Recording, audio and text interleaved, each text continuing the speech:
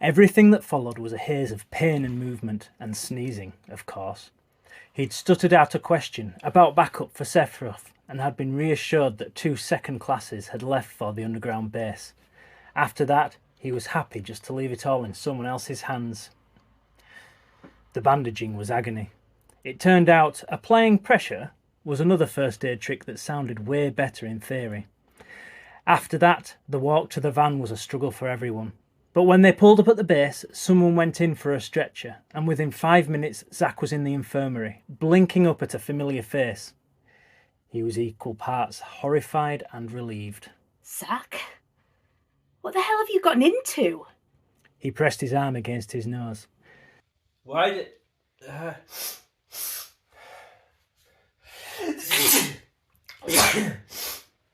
We have to be...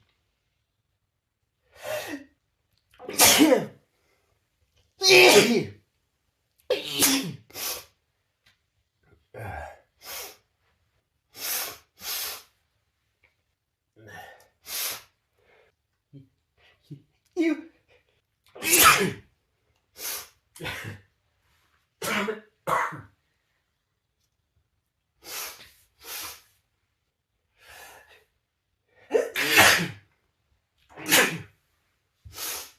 Oh, we are way past pride now, buddy. She turned to Zack's first aider and the driver. Can we get him on a bed? On his right side? The room shifted as the stretcher was pushed the short distance to the bed, and Zack heard Mikaela's voice once again. Tell me about blood volume at the scene. Once he had been shuffled into the bed, she put a cuff on his arm and a clip on his finger, while someone else tipped his bed so that his feet were above him. Then Mikaela grabbed what Zack assumed was some kind of scanning device and ran it over his hip, around what was now just the stump of the arrow. She let out a breath. Oh, holy hell, Zack, you've been very lucky. She ran the device over his thigh next and then his shoulder. Zack crossed his arm back over his face, still sneezing helplessly.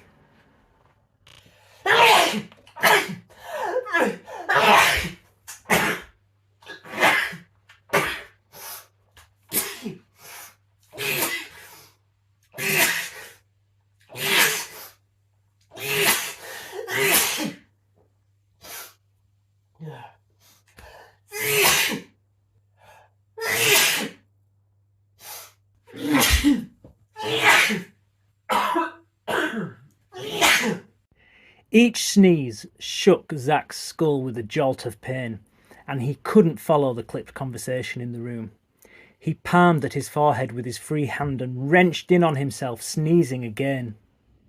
He felt a hand on his upper arm. Zack, are you hearing me? He nodded. I know this isn't easy, but you're going to want to try to hold still. Arrowheads are sharp and they can keep doing damage once they're inside you. The less you move, the less opportunity they have to cut you up. Zack managed a stuffy hum of agreement. He moved his hand to hold his other arm tight against his face, bracing himself this time as he succumbed to a whole new round of sneezing.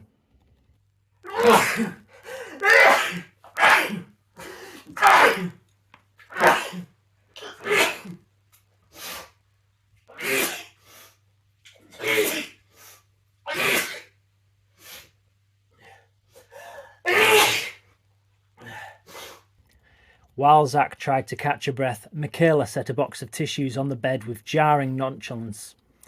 Zack grasped it between sneezes and clutched it to his chest. You're just going to need some help to get back up and running, okay? We'll get you fluids and they should make you feel a whole lot better. We'll do some tests and then I'm going to give you something to help your blood to clot. And I'll guess you'll want some antihistamines too, huh? Zack craned his neck to watch the digital clock tick upwards. Various monitors and devices beeped and hummed. His head was clearing. The teeth-grinding throb had settled into a stuffy ache across his forehead and down the sides of his nose, and the words and numbers had turned sharp and distinct on the computer screen. He'd counted about 20 minutes when Mikaela stuck her head around the door. No sneezing. But she raised an eyebrow, revising her assessment, as Zack's eyes narrowed into an irritated squint. Less sneezing? Ugh, yeah, less. He winced at the rasp in his voice and tried to clear his throat. Nice work keeping still, though. That was pretty impressive. Yeah, well, I had plenty of chances to practice. Mikaela gave him a sympathetic grimace. Sounded that way. I'm amazed you're still at it, actually. Yeah, me too. But he gave her a tired grin, eyes twinkling with mischief. I think your meds might suck. I'd say all those sentences you're stringing together suggest otherwise. Apparently your allergies are just something else. She leant back against the countertop and studied him. The allergies were news to me, by the way. This happened before? No, Zack said with feeling. He moved to sit up, but then remembered himself. Not once. I think I've sneezed more times this morning than the rest of my life put together. Based on how you came in, I can imagine that. He filled her in on the attack, and she ran through a bucket load of medical information. There had always been an element of medical responsibility that came along with being a soldier. The first aid stuff, the Marco treatment, obviously, a bunch of checkups and vaccinations. Zack had always found it mind-shatteringly boring. He was mildly interested to learn that it didn't get more exciting when it related to bits of sharp metal with the, granted increasingly remote, potential to kill him. There were some memorable highlights. Someone came in with some lab results, and after that they let Zack sit back up. That was actually pretty great after lying with his head angled towards the floor. He didn't get dizzy as they lifted the bed either, which everyone seemed pretty happy about. And then the other thing. Apparently it was safer to push the arrows through than it would have been to pull them out. The upshot of that was that the one at his hip was coming out of his ass cheek. Zack just crumpled with laughter. Of course. He was going to have a day of humiliation. Why not plumb the absolute depths? All right, settle down. We're being still, remember. If you nick a major blood vessel, I'm tipping your bed back down.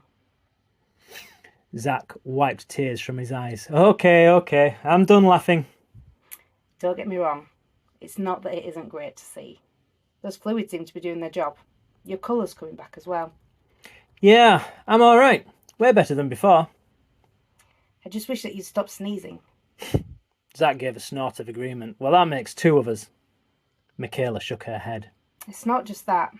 Although, I mean, it does sound miserable. But it could give us a problem in terms of taking out the arrows. What do you mean? Well, it's been 40 minutes. I think those antihistamines have probably worked as much as they're gonna. But we can't do the surgery with you like this. Even after a spinal, it's going to jostle you about. So what do we do? I think we'll have to sedate you. Wait, no. Zack had had sedation before, for the Marco treatment at his initial recruitment. So I gotta be here for 24 hours? Unless you have someone who can keep an eye on you. Zack rolled his eyes. Mix, this isn't even my base. Besides, everyone I know is always on call for assignments. Well, I'm working nights, but if you want to share my messed up sleep schedule, you're welcome to come back with me. I start at 8 again tonight, though, so I'd have to bring you back down here. Or you could just not sedate me? This may surprise you, but there are some ethical principles involved in cutting people open. Getting a sharp object out of someone is not easy, and it's definitely not risk-free. We can't do it when you're sneezing. That's not really up for debate. He spread his hands innocently. I'm not sneezing. Who's sneezing? Nice try. I'm serious. Have I sneezed in the last 5 minutes? Yes. Zack faltered. Well, have I sneezed in the last minute and a half? It's not as impressive as you think it is. Zack set his jaw. I'm not going to sneeze again. You will, though. I won't. I give it 2 minutes. And she leant against the cabinet, waiting. He met her eye, but honestly, he was already feeling it. That infuriating tingle spreading roots into his sinuses. Worse, the attention from Mikaela was making it difficult to ignore. He scrunched his nose in spite of himself and drove a knuckle against its side. Don't you have other patients? Nope. She smiled. This place has been dead since the end of the war. Honestly, it's my most boring rotation. I should probably thank you for livening things up. He grimaced then and resorted to pinching his nose. I aim to please. A bleeping started in Mikaela's pocket. She glanced down at what looked like some sort of pager. Ugh, fine. Turns out I do have other patients. She pointed an authoritative figure in Zack's direction. This doesn't mean that you skip the sedation. Our stupid argument does not trump medical ethics. She turned to leave, but stepped backwards with a start. Sephiroth was in the doorway, being his imposing self. "Sephiroth!" Zack exclaimed. "You're okay?" "Yes," Sephiroth answered, like it was the most obvious thing in the world. Mikaela let Sephiroth enter, and left only to immediately duck low around the doorway where Zack could see her from the bed. "Sephiroth," she mouthed, wide-eyed, pointing at his back. Zack snorted with laughter, and instantly forgot he was trying not to sneeze. It had burst out of him before he'd even felt it coming. Entirely predictably, Mikaela's voice rang down the corridor. "I heard that." Zack slumped, defeated. "You're still sneezing," Sephiroth observed. Zack pulled out some more tissues to wipe his face. "Yep," he sulked. "Apparently I can't stop." "And you still have arrows in you." Zack glanced down at his leg. "Oh, yeah, not for long. I got to have these fluids before they whip 'em out." He tilted his head to indicate the almost empty bag hanging from his drip stand. Sephiroth just stood looking over him, his brows knit in an expression that was characteristically unreadable. "Ah, don't worry," Zack said. "Apparently there's a whole bunch of stuff that didn't get hit.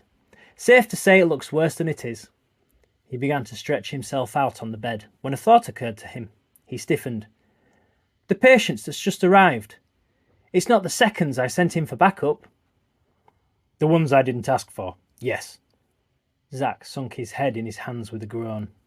"I'm so sorry. I didn't want to leave you alone with those guys." "The seconds are okay," Sephiroth said after a pause. "Minor injuries only. Actually, they acquitted themselves quite well." That should have been good news, but it made something feel sharp and tight in Zack's chest. It wasn't a feeling that he felt particularly like interrogating. "I've been asked to return to Midgar," Sephiroth continued. "Shinra will send a separate transport for you once you're discharged. Will you call me on your return if you need anything?" Zack rubbed a hand against the back of his head. "I will. But I gotta be honest, you're not the easiest guy to get a hold of." Sephiroth studied the ground before meeting Zack's eye. "Try anyway. I would like to see that you're recovering."